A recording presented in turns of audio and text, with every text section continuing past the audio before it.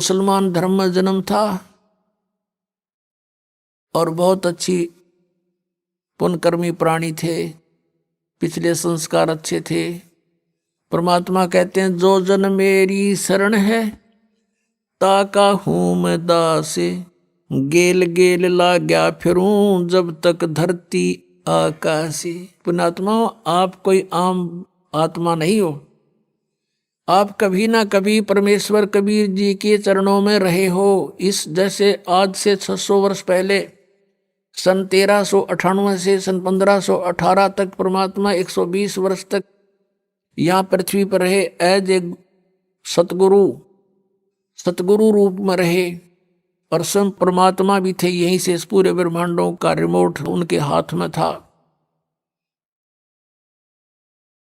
तो उस समय उस परमात्मा के 64 लाख शिष्य हुए थे। वो कितने दयालु है पुण्यात्मा, आप सोच नहीं सकते, क्योंकि हमारी बुद्धि तो काल ने बांध रखी है और हमारे को तो यहाँ के संसारिक के झूठे सुख ही फाइनल नजर आ रहे थे अभी तक, जब तक ज्ञान नहीं था। अब वो दयालु 600 वर्ष पहले आया, इसलिए आया कि इन आत्माओं को एक बार रिचार्ज कर जाऊं, फिर इनको मनुष्य जन्म मिलते रहेंगे जब तक पिछली पीढ़ी आएगी।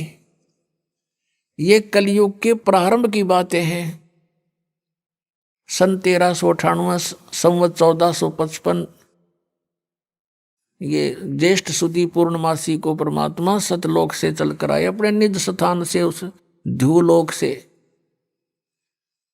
तेजों में स्थान सतलोक से, और एक कमल के फूल पर बनारस के अंदर काशी शहर के बाहर वन में एक कमल के फूल पर लहरता सरोवर में खिले कमल के फूल पर आकर प्रकट हुए। वो प्रथम चरण था कलयुग का।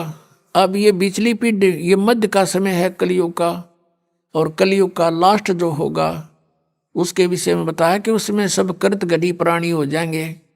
कोई भी धर्म कर्म को नहीं मानेगा, शराबी कबाबी मांसाहारी, एज बहुत कम हो जाएगी, 20 वर्ष की उम्र मनुष्य की रह जाएगी एंड ऑफ द कलयुग में, लास्ट में, कलयुग के लास्ट में।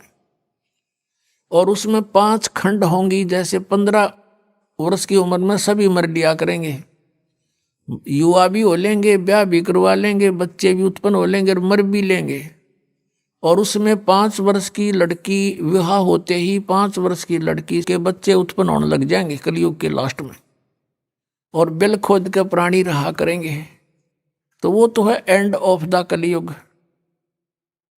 और अब है ये मध्य, और प्रथम पीढ़ी परमात्मा की जब मालिक आए थे वो थी, और अब है बिचली पीढ़ी।